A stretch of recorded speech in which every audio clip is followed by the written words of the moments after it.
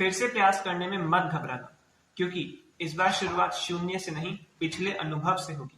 So welcome back to my YouTube channel. I am Shreyansh, first year MBBS student.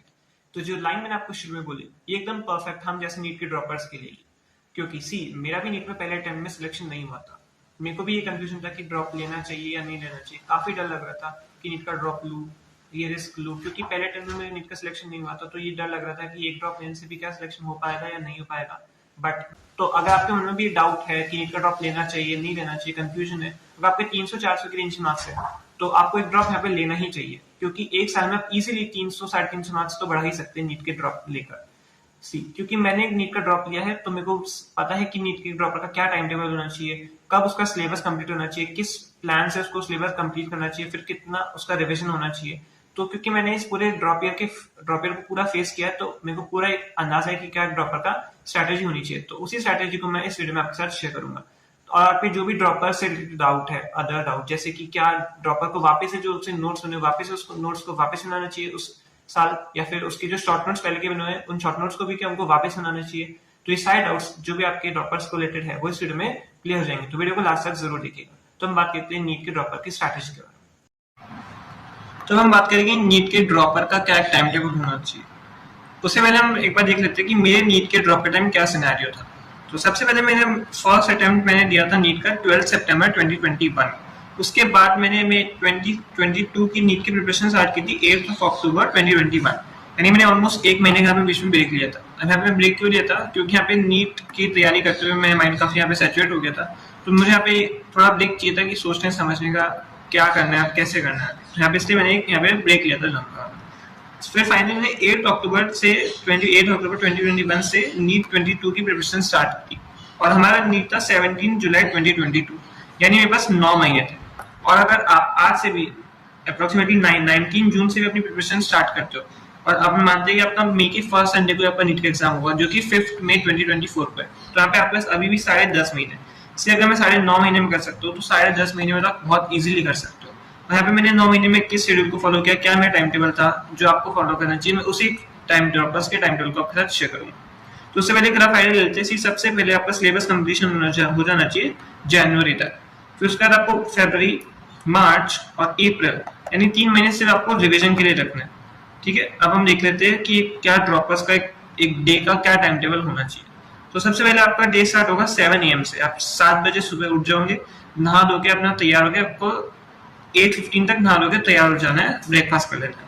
फिर 8:15 से लेके 10:15 यहाँ पे आपका फर्स्ट स्टडी का स्लॉट होगा, जिसमें आपको अपनी सबसे फेवरेट, सबसे इजी सब्जेक्ट से स्टार्ट करना है, जो कि ज्यादातर स्टूडेंट्स का बायो होगा, इसलिए मैं यहाँ पे बायो लिखा है। तो क्योंकि आप अपने फेवरेट सब्जेक्ट से स्टार्ट करते हो तो आपका पूरा दिन पढ़ाई में मन लगता है, आपका पूरा दिन अच्छा भी आता है। तो यहाँ पे आपने लेट्स सपोज बायो लिया 8:15 to 10:15 AM में 2 घंटे बायो किया। देन उसके बाद आपको 10:15 to 10:30 AM में यहाँ पे आपको 15 मिनट का ब्रेक लेना है, जिसमें आप कुछ स्नैक्स खा सकते हो या मोबाइल चला सकते हो, कुछ आपको जो भी करना है वो करना है। उसके बाद 10:30 से लेके 1:15 PM तक यहाँ पे आपको अपना फिजिक्स करना है या केमिस्ट्री करना है।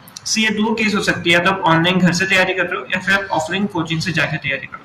अगर आप ऑनलाइन तैयारी कर रहे हो तो यहाँ पे आपको फिजिक्स या केमिस्ट्री का कोई भी सब्जेक्ट उठाना है और उसके अपने लेक्चर देखने ऑनलाइन, और अपने उसके नोट्स बना लेने, शॉर्ट नोट्स बना लेने।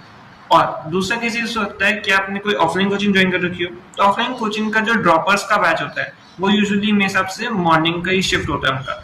तो यहाँ पे आप कोई ऑफलाइन कोचिंग में तो भी वो 2 बजे या 1:30 बजे तक ओवर हो जाएगी, तो इसलिए ये शेड्यूल वहाँ पे भी सेट बैठेगा। तो यहाँ पे आपके 2 बजे तक ऑफलाइन कोचिंग का भी क्लास ओवर हो गई अपनी, जिसमें 2 सब्जेक्ट या 3 सब्जेक्ट पढ़े होंगे ऑफलाइन कोचिंग जाके, या फिर आप खुद से कर रहे हो ऑनलाइन, तो भी यहाँ पे आपको 2 सब्जेक्ट यूजुअली उठाने एक दिन में, अभी दिन के 1 या 2 बजे तक। उसके बाद यहाँ पे 1:15 से लेके 2:15 PM तक यहाँ पे आपका लंच ब्रेक होगा, जिसमें अपना लंच कर सकते हो। अगर आप दिन में आपको नैप लेने की आदत है, यहाँ पे 20 मिनट 25 मिनट का नैप ले सकते हो। या फिर कुछ बच्चे पीजी में भी रहते हैं नीट की तैयारी करने के लिए, तो उनको घर के कुछ काम करने होते हैं, वो भी यहाँ पे इस टाइम में कर सकते हो।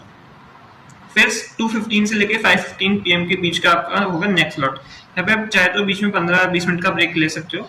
यहाँ पे आपको 3 घंटे में, अगर आपने यहाँ पे फिजिक्स या केमिस्ट्री, अगर आपने सुबह फिजिक्स किया था तो केमिस्ट्री करना है, और अगर आपने सुबह केमिस्ट्री किया तो यहाँ पे आपको फिजिक्स करना है। तो यहाँ पे 3 घंटे वो सब्जेक्ट को देखना है। देन 5:15 to 6 PM तक यहाँ पे आपका होगा ब्रेक टाइम।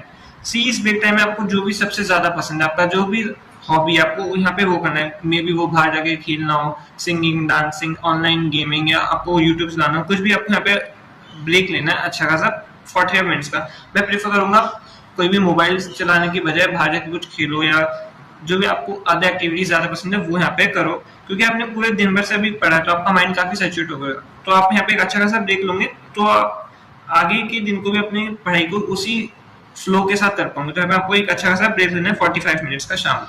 फिर आपको 6 to 7:30 PM नेक्स्ट स्लॉट लेना है, जिसमें आप अपने क्वेश्चंस करोगे। मतलब जो भी आपने फिजिक्स पढ़ा, केमिस्ट्री पढ़ा, बायो पढ़ा, उसके बाद आपको क्वेश्चन सॉल्व करने हैं। जो भी आपको कोचिंग में डीपीपी प्रोवाइडेड है या फिर आपके पास कोई रिफ्रेशर के क्वेश्चन है, वो यहाँ पे आपको उसके क्वेश्चन सब सॉल्व करने। फिर 7:30 PM to 8 PM यहाँ पे आधे घंटे का फिर से आपके पास ब्रेक है। देन 8 to 9:30 PM यहाँ पे आपको नेक्स्ट स्लॉट है, जिसमें आपको अपने जो भी अपने केमिस्ट्री, फिजिक्स या बायो जो भी अपने ऑनलाइन कोचिंग से पढ़ा है, ऑफलाइन कोचिंग में जाके पढ़ा, उसके नोट्स का भी आपको रिवाइज करना है, और जो क्वेश्चंस यहाँ पे आपके बच गए उन क्वेश्चंस पे आप इस टाइम आपको सॉल्व करना है। देन 9:30 to 10:30 PM यहाँ पे आपका डिनर का टाइम होगा। ये घंटा इसलिए दिया क्योंकि आपको सिर्फ यहाँ पे खाना नहीं खाना है, खाना खा के आप अपनी फैमिली के साथ टाइम स्पेंड करो, उनके साथ बातें करो, खाना खा के थोड़ी देर बाहर घूम लो, टहल लो, या फिर पीजी में अगेन जो स्टूडेंट्स हैं उनका भी कुछ काम करना का रहता है घर के, तो वहाँ पे इस टाइम में कर सकते हो। देन नेक्स्ट लास्ट स्लॉट होगा आपका 10:30 बजे से लेकर रात के 1 बजे तक। ये बहुत इंपॉर्टेंट स्लॉट है आपके स्टडी के टाइम, पूरे दिन में ही almost one of the important slot है, क्योंकि हम यहाँ पे क्या कर रहे हो, अपने शॉर्ट नोट्स बना रहे हो, अपनी एनसीईआरटी को रीडिंग कर रहे हो। मतलब सबसे इंपॉर्टेंट 2 काम जो आपको लास्ट तक भी काम आएंगे, नीट के कुछ महीने पहले भी। क्योंकि अगर यहाँ पे आप जो आपने मतलब पढ़ा सुबह से लेके रात तक, फिजिक्स पढ़ा, बायो पढ़ा, केमिस्ट्री पढ़ा, अब आपको उस चैप्टर के जो भी आपने पढ़ा उसके शॉर्ट नोट्स बनाने चालू कर देना अभी से, इसी टाइम से।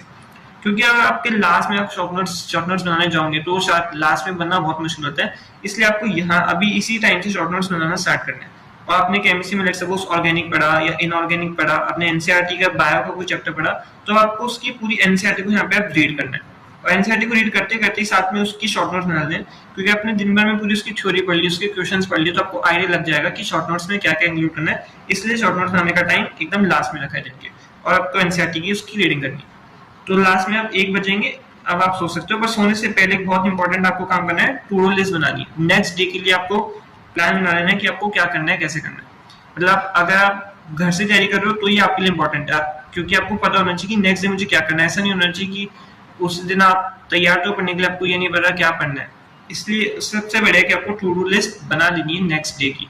अगर आप ऑफलाइन कोचिंग में एनरोल्ड हो तो वहां तो वो अपने हिसाब से करवाई देते हैं, पर ये इंपॉर्टेंट है ज्यादा ऑनलाइन कोचिंग जो घर से तैयारी कर रहे हैं। तो ये हमने देखा नीट के ड्रॉपर का क्या एक शेड्यूल होना चाहिए, क्या।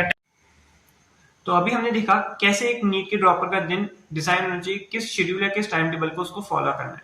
आपके मन में और भी डाउट हो सकते हैं नीट के ड्रॉपर को रिलेटेड, जैसे कि सबसे पहला, आपके पहले के नोट्स बन रखे, आपने पिछले साल नोट्स बना लिए थे, तो क्या इस साल वापस नोट्स को बनाना है? तो अगर आप ऑनलाइन कोचिंग अटेंड करो, लेक्चर के साथ बनाना है, या फिर ऑफलाइन कोचिंग जा रहे हो तो वहां पे आपको नोट्स बनाने क्या लेक्चर को अटेंड करते टाइम, तो इसका आंसर है यस, आपको नोट्स को वापस बनाना है। आपके पास पहले के नोट्स कितने भी अच्छे हो, बट आपको इस साल भी उन नोट्स को बनाना ही है। फिजिक्स एंड केमिस्ट्री में तो फॉर श्योर बनाना है। बायो में अगर आपके पहले के अच्छे नोट्स है तो उसमें इतना जरूरी नहीं है कि आप बायो के नोट्स को भी वापस बनाना।